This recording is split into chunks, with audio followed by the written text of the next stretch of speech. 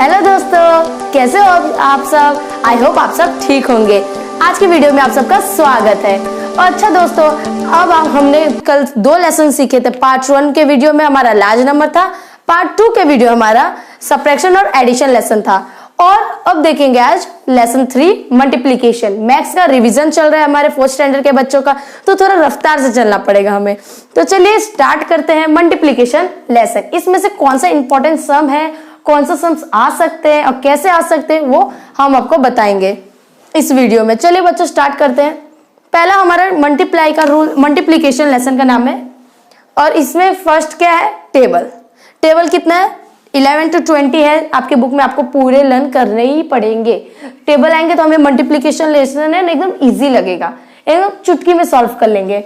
अब next multiply. Multiply मतलब multiplication को ही मल्टीप्लाई कहते हैं। जैसे अभी आपको एक सम्स मैं बताती हूँ कैसे आते हैं सम्स। 2 3 2 2 के टेबल में 3 कब आता है, सॉरी 2 3 जा 6, 2 2 जा 4। अब ये एक डिजिट वाला हो गया था, ये एक डिजिट, ये हमारा क्या, इसे क्या कहते हैं हम, प्रोडक्ट कहते हैं। क्या कहते हैं, इधर मैं लिख देती हूँ आप समझ जाना। इधर लिखा मैंने प्रोडक्ट। ये जो हमारा जो आंसर आता है ना उसे प्रोडक्ट कहते हैं। और ये होता है हमारा मल्टीप्लाई। क्या होता है, मल्टीप्लाई। और ये मल्टीप्लीकेशन होता है। ठीक, ये मल्टीप्लीकेशन है, ये लेसन का नाम ये मल्टीप्लाई है। और ये आंसर जो आता है ये दोनों का मिला के उसे कहते हैं प्रोडक्ट। ये पूरा प्रोसेस हो गया हमारा मल्टीप्लीकेशन। ठीक है, कौन से चीज को क्या बोलते हैं पता चल गया। मल्टीप्लीकेशन, मल्टीप्लाई और आंसर को प्रोडक्ट, ये होता है हमारा मल्टीप्लीकेशन। और आपका काम है टेबल लर्न करना। टेबल तो मैं लर्न नहीं करवा सकती, पर आप रोज एक टेबल 3 टाइम लिखिए। अगर लर्न नहीं हो पा रहा है 3 बार लिखो और याद करो तो हो जाएगा आपको। क्योंकि टेबल का भी थोड़ा एग्जाम में टेस्ट हो जाता है, डॉजिंग जैसे आता है, डॉजिंग पेपर। इसलिए आपको टेबल है ना हमेशा रोज लर्न करना चाहिए कि हमें परफेक्ट याद रहे। अब नेक्स्ट देखते हैं, स्टार्ट करते हैं अब लेसन। हमने लेसन के भी कुछ बेसिक पॉइंट सीखे थे, अब थोड़ा उसके कॉन्सेप्ट देखते हैं। जैसे अभी आपको क्वेश्चन में आ जाता है filling the blanks. First question ऐसा आता है। ठीक, पहला क्या है, 5 into 5 is equal dash, 2 into 2 is equal dash, 3 into 2 is equal dash, second 3। ठीक, अब ये जो तीनों है, ये जो है, अब कैसे हम करेंगे, कैसे इसको फाइंड आउट करें। अब जैसे कि आपको 1 to 10 टेबल आपको सिखा दिया गया जाता है। जूनियर सीनियर नहीं, तब तो आप ABCD सीखते हैं, फर्स्ट सेकंड थर्ड। ये आपका रहता है 1 to 10 परफेक्ट सीखना टेबल। क्या, 1 to 10 टेबल सीखना परफेक्ट।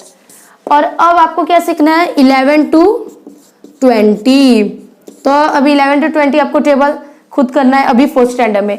और फर्स्ट टू थर्ड तक में आपने 1 to 10 सीखा है। तो अब मेरे को 1 to 10 टेबल आपको बोलने की जरूरत नहीं पड़नी चाहिए, क्योंकि आप याद रखना पड़ेगा, आपको याद रहना चाहिए 1 to 10 टेबल। ठीक, तो हमें कैसे पता चलेगा इधर आंसर। 5 5 जा, जैसे अभी आपने 5 का टेबल पढ़ा है, 5 1 जा 5, 5 2 जा 5 3 जा 5 4 जा 5 5 जा। अब 5 5 जा क्या होता है, 25। ठीक है, आपको टेबल है एकदम दिमाग में रहना चाहिए कि डायरेक्ट देखूं तो मेरे को आंसर आ जाए। 2 2 जा 4, 3 2 जा 6, ये हुआ 9 into 9। अब कोई कोई बच्चे को तो इतना इजी, ये देखो पहले है ना स्टार्टिंग का नंबर, जैसे 2 into 2, 5 into 5, 9 into 9, 8 into 8, 7 into 7, 6 into 6। ये वाले है ना परफेक्ट तो याद रखने ही चाहिए, क्योंकि ये सब थोड़े बहुत आ जाते हैं कभी कदार।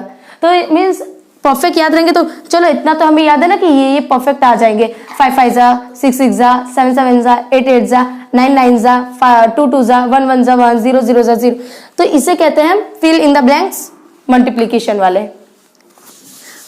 मल्टीप्लीकेशन लेसन सिर्फ एक ही चीज पे बेस्ड है, वो जो आप जानते हैं, किस पे, टेबल पर। अगर हमें टेबल नहीं आएगा तो मल्टीप्लीकेशन हमें बिल्कुल नहीं आएगा। किस पे बेस्ड है, टेबल्स। किस पे, टेबल्स।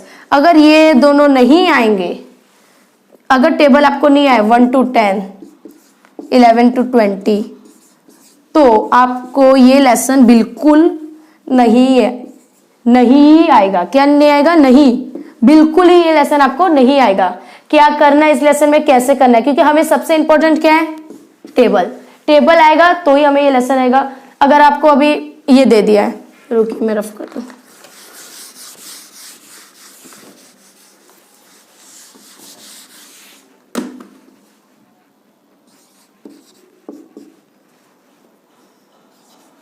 अगर ये अभी आपको टेबल दे दिया है 2 4 4, ये हमारा मल्टीप्लीकेशन है, ये मल्टीप्लाई है, और ये इधर जो आएगा आंसर और प्रोडक्ट है।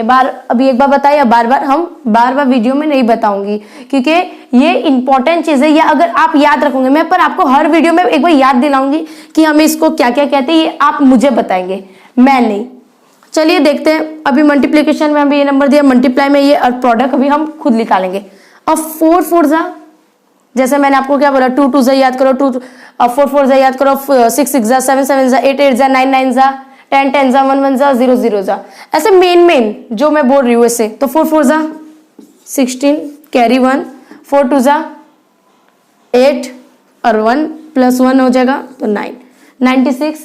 हमें क्या मिला, हमारा प्रोडक्ट क्या मिल गया, प्रोडक्ट मिल गया। अगर अभी आपको ऐसे दे दिया 2 4 4, अगर यही नंबर दे दिया, अगर आपको 4 का टेबल नहीं आता तो आप क्या एग्जाम में पहले टेबल लिखने बैठेंगे 4 का काउंट करके, 4 1 जा 4 होता है, 4 2 जा 1 2 3 4 4 हो गया, फिर 8 होता है, 5 6 7 8, ऐसे करोगे नहीं ना। हमें तो टेबल लर्न रहेगा तभी हमें डायरेक्ट 96 आंसर मिलेगा ना, ऊपर कैरी 1 करके। तो ये होता है मल्टीप्लीकेशन का रूल कि टेबल इज मोस्ट इंपॉर्टेंट। क्या होता है, टेबल क्या होता है, table is most important in multiplication